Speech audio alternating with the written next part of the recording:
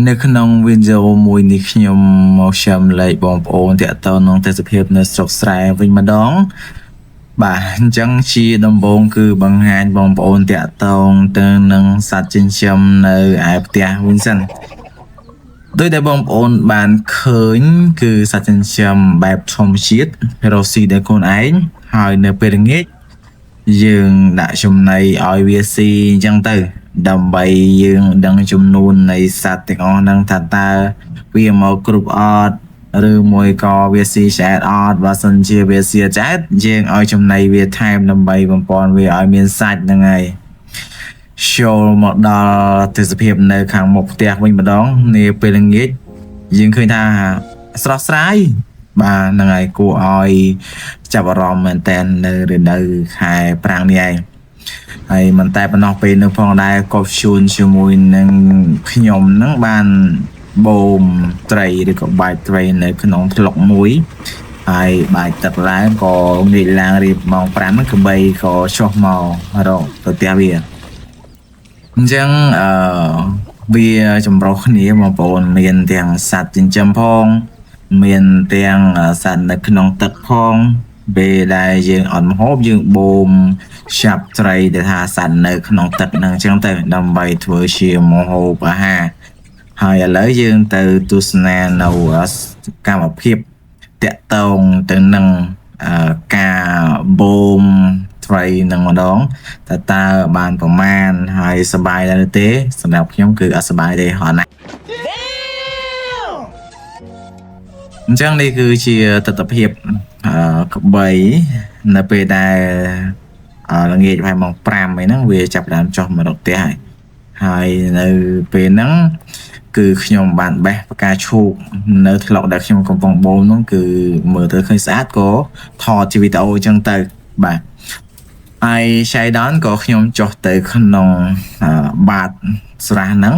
ដើម្បីស្វែងរកមើលថាតើវាមានត្រីឬអត់តែជាក់ស្ដែងគឺអត់មានទេគឺបែរជាចាប់បានខ្យងទៅវិញ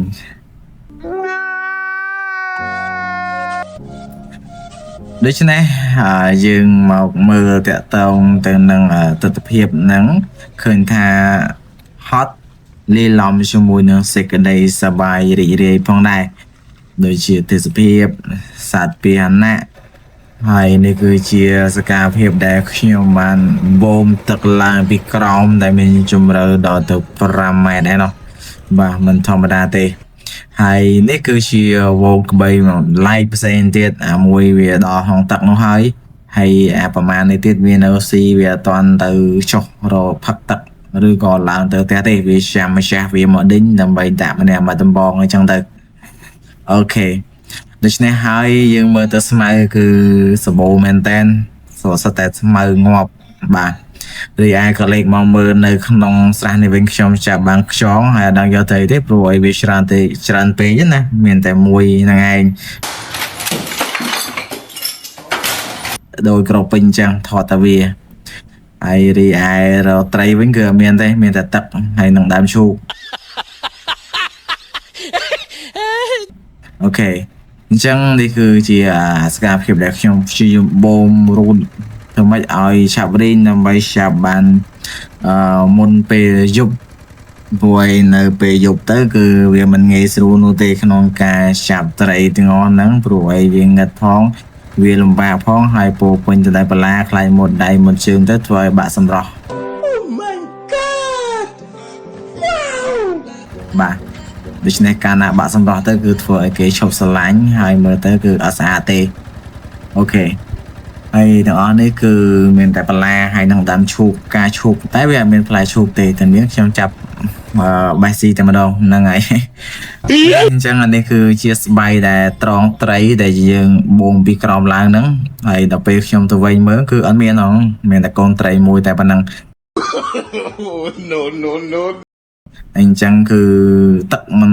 ជាអ្នកច្រើនទេប៉ុន្តែខែ5បងប្អូនឃើញ10ប៉ុណ្ណឹងគឺបៀងជ្រៅធំបាទនេះយើងឃើញទំហំវាឯងគឺមិនតូចទេហើយវាជ្រៅទៅក្រោមដូច្នេះហើយគឺម៉ាស៊ីនមួយហ្នឹងប្រឹកតតឡើងវិញគឺវាមិនងាយនឹងរីងដល់កាត់ទឹកកាន់តែជ្រៅ ធ្លាក់ការជ្រៅគឺវាពិបាកកាន់តែមុំឡើងទាញឡើងហ្នឹងឯងដូច្នេះគឺអត់មានអីទេនេះមើលទស្សនភាពតាក់តងទៅក្នុងទឹកដែលយើងបានទាញពីក្រោមឡើងទៅលើគឺមានចំនួនប៉ុណ្ណឹងហើយវាអត់តន់រីងអស់ទេដូច្នេះខ្ញុំមានតែតនៅពេលស្អែកទៀតចឹងទៅអូខេអរគុណបងប្អូនវីដេអូក៏ឈានមកដល់ទីបញ្ចប់ហើយដែរ